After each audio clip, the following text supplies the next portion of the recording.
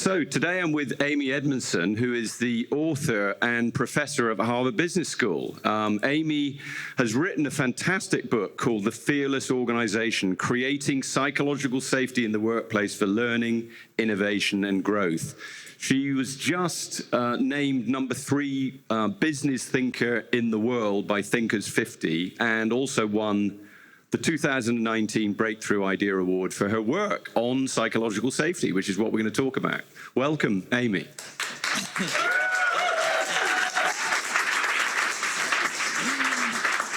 Thanks for having me. Not at all.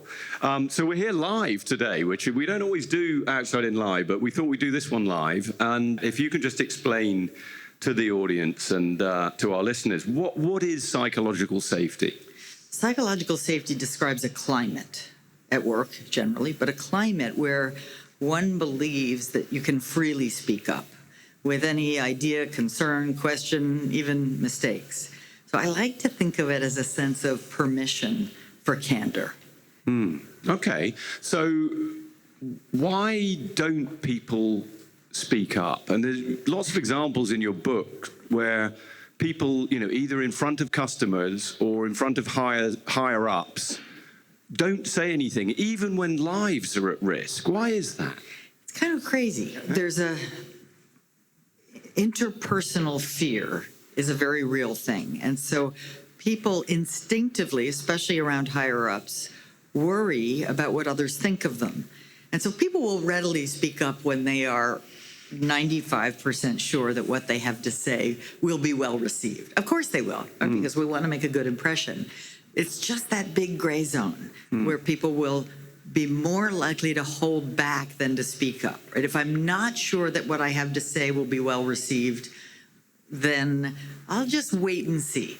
And also, we have a psychological mechanism, meaning we human beings, called discounting the future. The potential humiliation or embarrassment that I might feel if you don't like what I say looms large. Right? And the potential problems that might happen if I don't speak up are quite distanced and minimized by my brain. So that the patient might be harmed, well, that'll happen later, and I don't see it clearly. It's fuzzy in my mind, but I see very clearly the right here, the right now.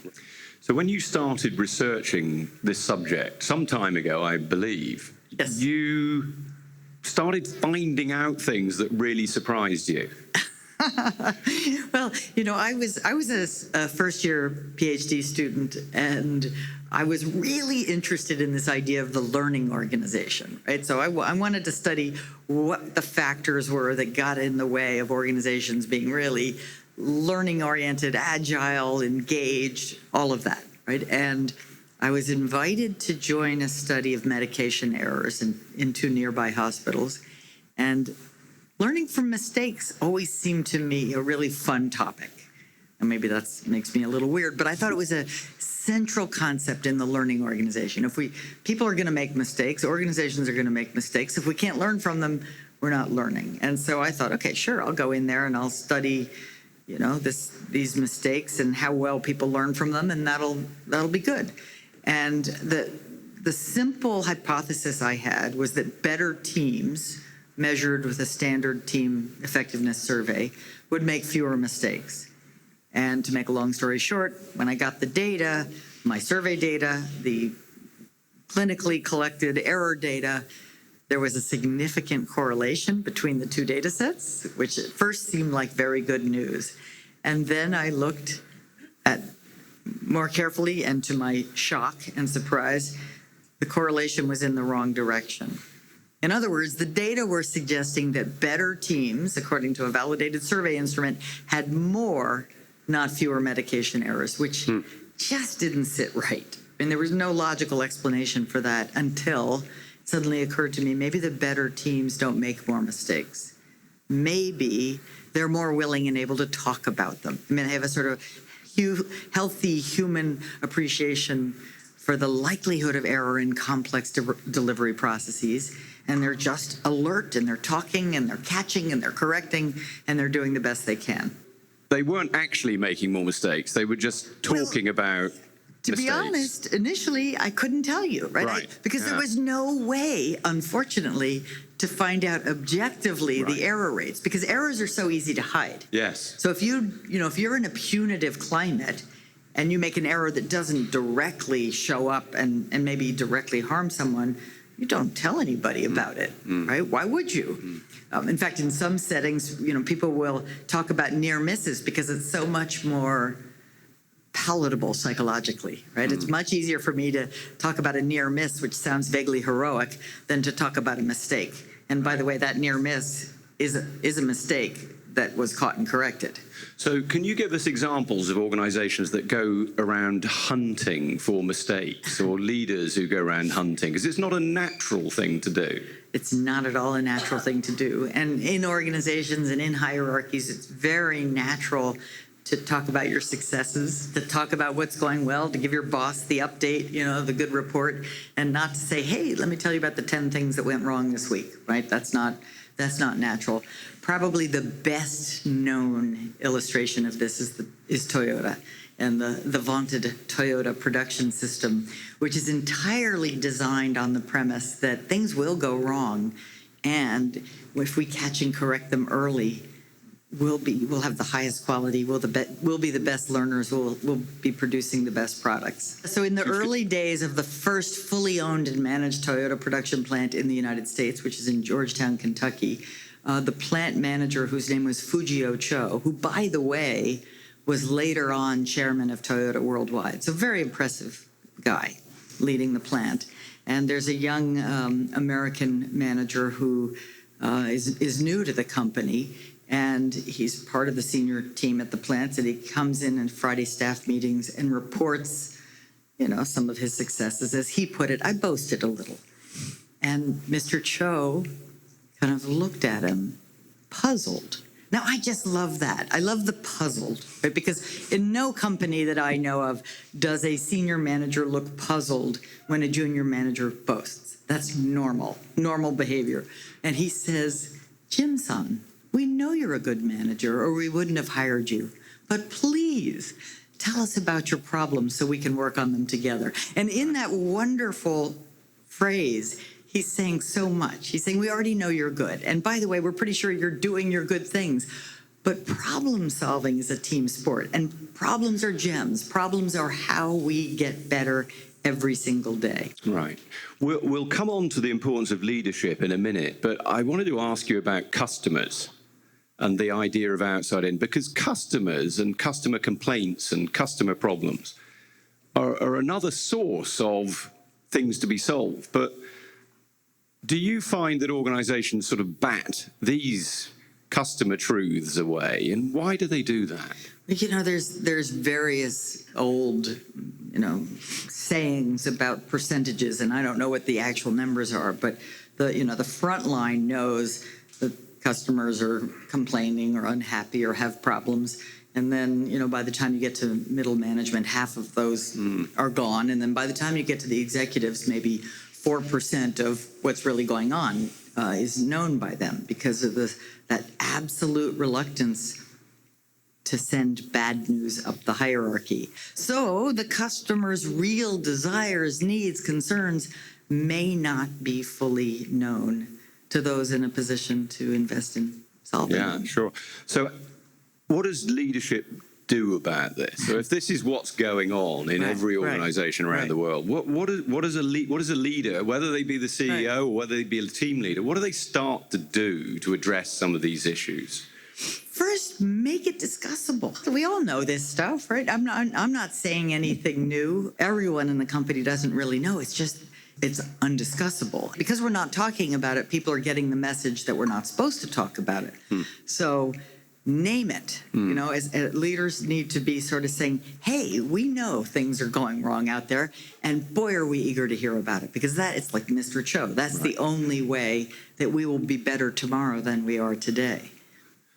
And when I look around me in corporate America in particular, I see more CEOs who are what I would call rockstar celebrity CEOs, who spend an awful lot of time on their profile and standing on stages and, they're kind of like rock stars now. You sort of have to be. But how are those people able to also be the humble, curious, empathetic leaders that I think is the sort of leader that you would suggest, or part of their role has to be that? Part of their role, Right. And it's fine to be an evangelist for your company, right? It's fine to be out there and saying, we are doing great things and we're so excited, to be doing them. And by the way, we're innovating every day, or we're trying to innovate every day, which means we're going to get some things wrong on the way to getting other things right. But the real answer is not how can they do that, but how can they not? I mean, they must, right? If you want to stay relevant, you must. Right. And so as a leader, you're reminding people, not only that there's uncertainty, there's complexity, there's going to be things that go wrong and right all the time. And we want to hear about it. Right. And speed of hearing about it is really important. And then the second and more overt behavior is ask questions, right? Constantly be not just expressing curiosity, but literally saying, what are you seeing out there? And asking specific people, use their name, ask them what they're thinking about, what they're learning about. And then finally make sure your response is a productive response. Right. You have some great examples in your book where the leaders of the organizations have been excellent at asking for participation. Can you talk a little bit about this sort of participation and the need to have users or staff involved in this stuff? Sure. I mean, the need to have users and staff involved is that's where the information is. That's Right. where the experience Yeah. is.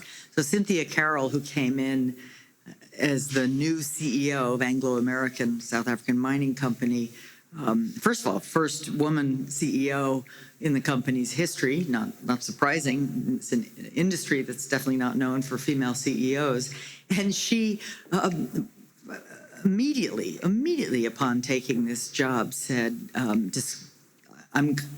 completely unhappy about the worker safety rate. We have an unacceptable number of accidents and even deaths. And that's the number one priority. We're gonna fix that. Of course, people were appalled. It's like, first of all, you can't fix it. It's workers they don't follow instructions. They don't, they're macho. They're not doing their safety protocols. And it's just the way it is around here, right? And she said, nope, it's not going to be the way it is. And rather than doing the obvious thing, which is tightening up the safety rules and letting the workers know you must follow them or else, she essentially invited their voices in. She also announced that and followed through on closing the mine for a solid period of time where they got together to figure out in groups, in teams, how they were going to make it better. And they did. Give us some of the misconceptions around what psychological safety is and isn't. Probably the most common misconception, and the one that drives me craziest, is that psychological safety is about being nice. And the reason that one really bugs me is because nice in the corporate world often means I'm going to be nice to your face and say what I think you want to hear. But then in the hallway or with my colleagues or elsewhere, I'm going to say what I really think, which, by the way, isn't very nice. Yeah. However, that's often what nice means at work. And so psychological safety is most certainly not about being nice. In fact, one could say it's quite the opposite. I mean, not exactly, because it's not about being cruel, but it is about being direct. It's certainly about being and helping others be vulnerable. And another one is it's not the same as job security. Right? If we're trying to create a more direct and open and candid workplace, that is not the same thing as don't worry, you have your job for life. We have to be comfortable and open about the fact that the world is changing faster than ever, and business models change, and customers' needs change, and sometimes the the skills we need change. And so very few of us, I have tenure, but very few of us do have a job for life. And we ought to be, we have to learn how to be comfortable with that. One of the things I like in your book is and there is a 2x2 matrix in there, which Gotta have it. You gotta have it. But on the one side, it talks about psychological safety, and on the other, it talks about standards or goals or ambition. Yes. And you've basically said psychological safety isn't going to solve everything, and that you need standards and ambition and goals as well. Right. And I first developed that 2x2 because I was talking about psychological safety, the need for candor, the need to make the environment at work, especially for leaders, managers, to make the environment at work a place where people felt able, to speak up. And talk about misconceptions. One immediate pushback is, are you asking me to sort of dial it back on performance standards? Right. And so that was like, no, not at all. That's not. In fact, I don't see those two things as two ends of the same spectrum. High standards over here, a high psychological safety over here. I said, in fact, I see it like this. Yeah. I think as a manager, as a leader, you must pay attention to both of these things. I mean, we should have ambition. We should have goals. We should set very ambitious performance standards for people. And there's a variety of ways we might think about doing that. And we need to create a climate where people really know that their voice is welcome. And if you don't do either one, that's kind of a sad state of affairs, right? I call that the apathy zone. This is where people quit and stay. Yeah. They're still getting a paycheck, but that's about it. Yeah. But the one that I think a lot of executives worry about, they don't want to create the comfort zone, nor do I. Right? They don't want people coming in, lots of psychological safety, but low ambition. And the one I worry about more, however, is what I call the anxiety zone, where standards are high and clear, but people are terrified of speaking up to their boss, to others. And that, to me, is a very dangerous place for any company or organization to be in where there's risk and uncertainty. Let's talk about one or two of those, Amy, because I think you recognise that Volkswagen under Piesch was one of those, a company I knew quite well, that people would never say anything to upset the CEO. In fact, barely anyone ever met him. He was a total autocrat. How do organizations think that they're in the right zone when they've got high standards, high ambition, but no psychological safety? Well, I think it's because they have an erroneous theory of management, which is that fear works. Right? And in fact, certainly Winterkorn, who was at the helm, he at the time of Dieselgate, was very clear, and he learned it from his boss, right? And he was very clear that the best way to get what you want is just say, this is what I want, or else. And truly say things like, I know your names, right? Great, that's gonna work, If I terrify you enough, you'll come up with a genius invention. I don't think so. Nonetheless, it looks like it's working for a while, right? Because we have these Green Car of the Year in 2008, Volkswagen. We now know that was fraudulent.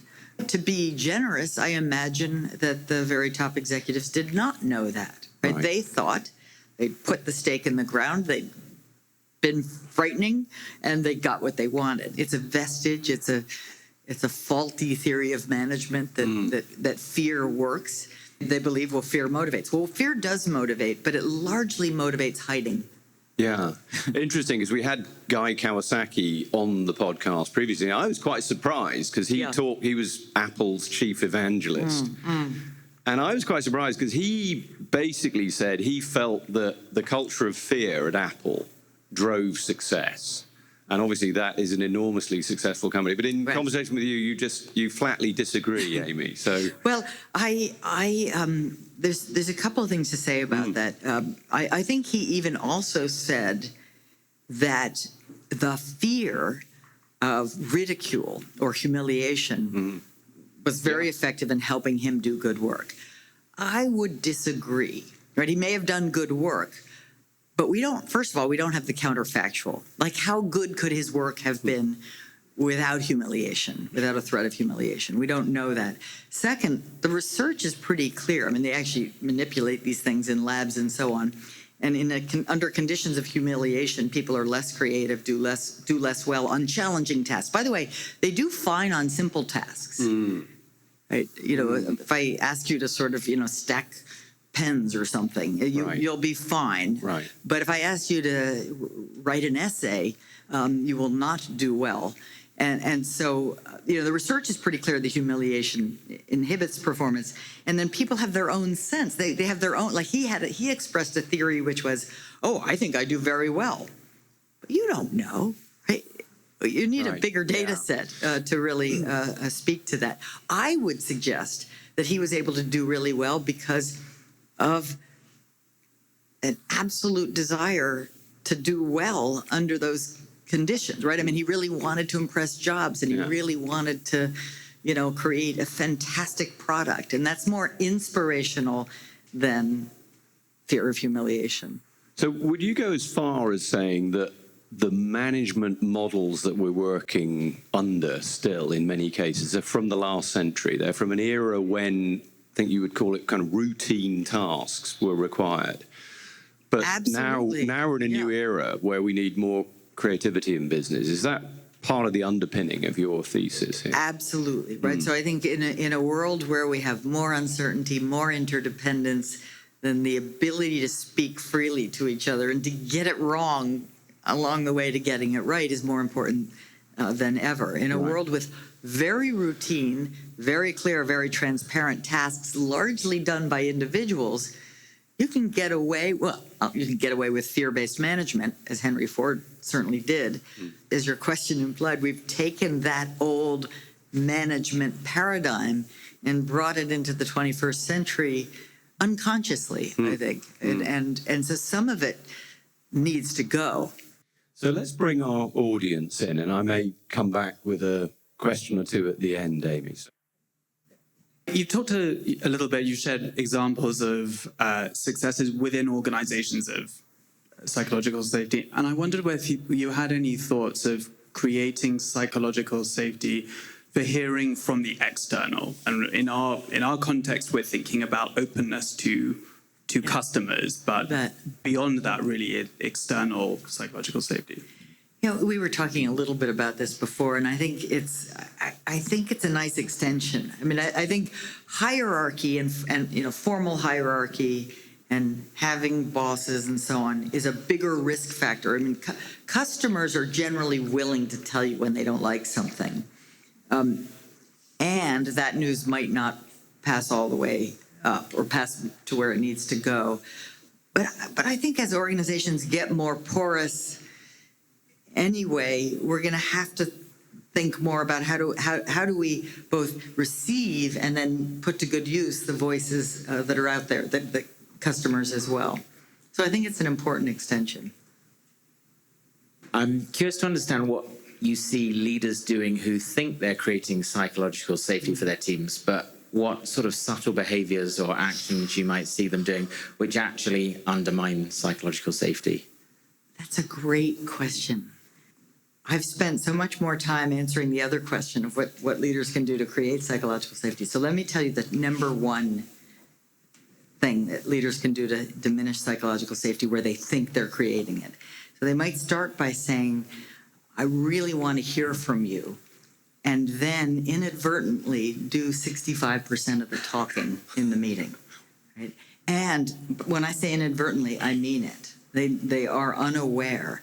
And unaware of the impact that's having on others, which is both crowding out, but also there's a kind of uncomfortable, he didn't really mean it. Because we tend to think that people are aware of the impact they have, which is wrong. Like, we think that we're aware of the impact they have, but that impact may not align sincerely with the intention.